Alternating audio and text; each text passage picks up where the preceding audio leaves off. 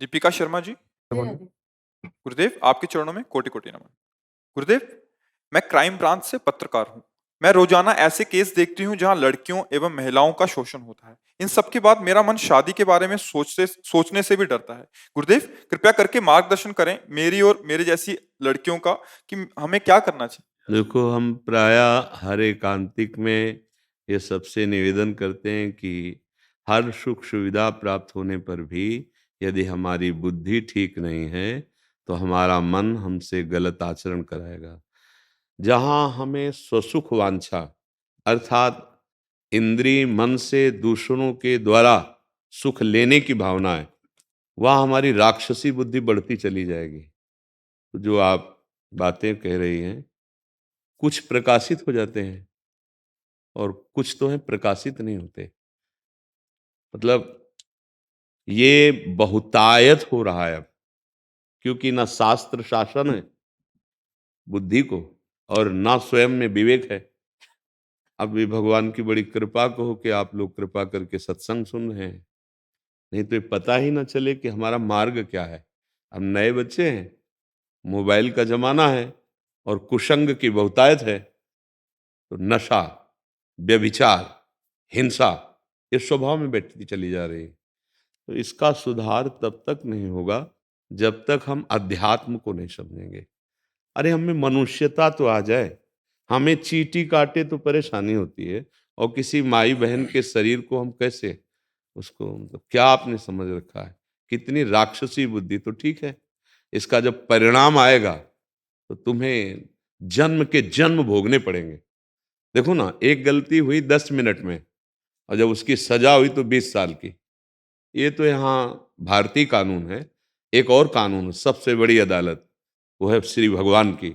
वहां से जब दंड मिलेगा ना, वहां किसी वकील की जरूरत नहीं है, वहां कोई किसी भी तरह का दबाव पक्ष नहीं होता, तत्काल निर्णय होता है।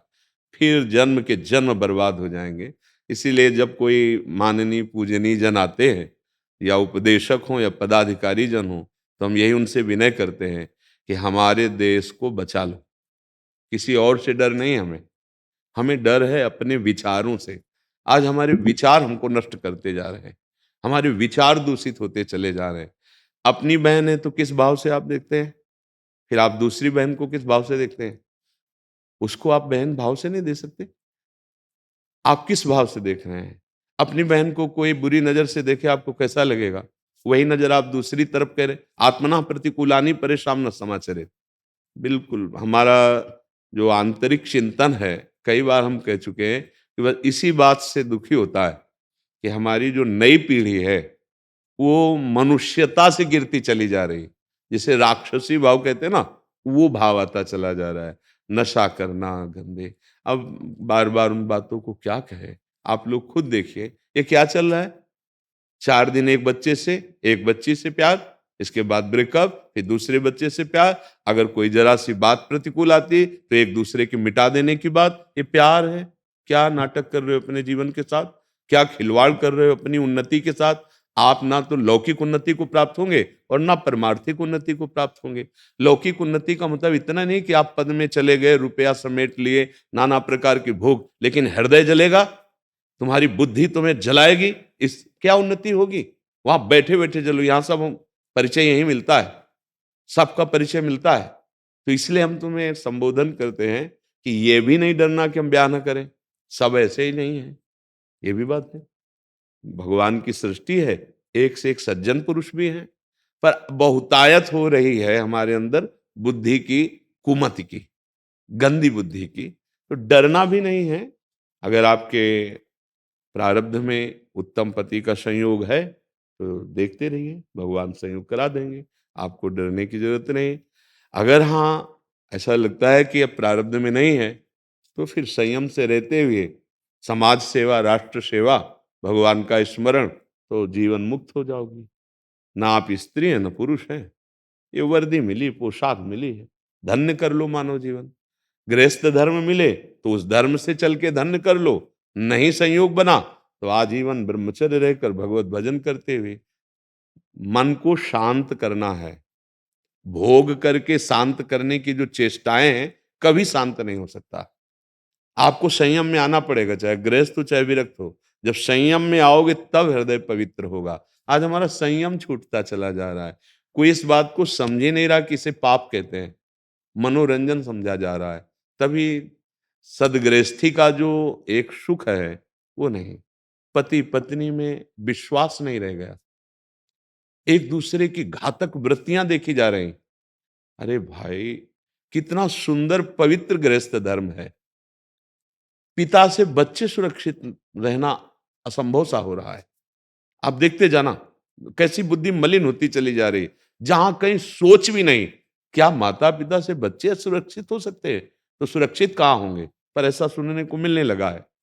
अब इसीलिए हम सबसे कहते हैं राधा राधा जपो, अच्छा भोजन करो, गंदे दृश्य मत देखो, गंदे आचरण मत करो, तो चलो भगवान की प्राप्ति तो छोड़ो, चैन से जीना आ जाएगा, एक अच्छा व्यक्तित्व हो जाएगा, आप एक समाज सेवी मनुष्य कहलाने लायक रहेंगे। नहीं क्या है?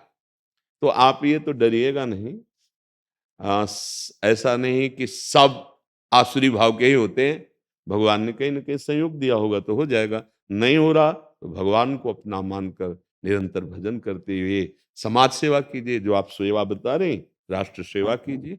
किसी के प्रलोभन से, देखो सेवा तभी मानी जाती है जो सत्य वस्तु में चलता है।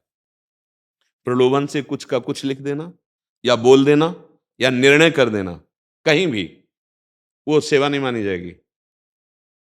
भय से या प्रलोभन से ना हमारी कलम रुके, ना हमारा निर्णय रुके, ना हमारा कर्तव्य रुके, वही भजन हो जाएगा। और जो वास्तविक अपने कर्तव्य से धर्म पूर्वक चलता है, उसे कोई पराजित नहीं कर सकता। आपको लगा कि वो धर्म से चल रहा है, पराजित हो गया, अगर ऐसा लगा तो पीछे उसके वो चैप्टर हैं जो कभी प्रकाशित नहीं हुए, उन्होंने उसको परास्त किया है। उसका कर्म, उसको जो प्रकाशित नहीं हुआ वो उसे नष्ट करेगा ही करेगा। कर्म बहुत बलवान है, वो तुम्हारे ऊपर सवार, समय आने दीजिए, वो अपना फल दिखा के रहेगा। भगवान की वाणी है, अवश्य में भोक्तव्यम कृतम कर्म शुभाशुभम। तो हमसे ये गलती ना हो कि हम किसी प्रलोभन से निर्दोष को गलत साबित कर दें या किसी भय से। अगर ऐसा नहीं, तो जो जिसकी सेवा है वही भगवान की पूजा है। नाम जप करोगे तो आप शुद्ध बुद्धि वाले बन जाओगे। आप समझ पा रहे हैं? हाँ, आपका कोई प्रश्न इसमें? हाँ, जी।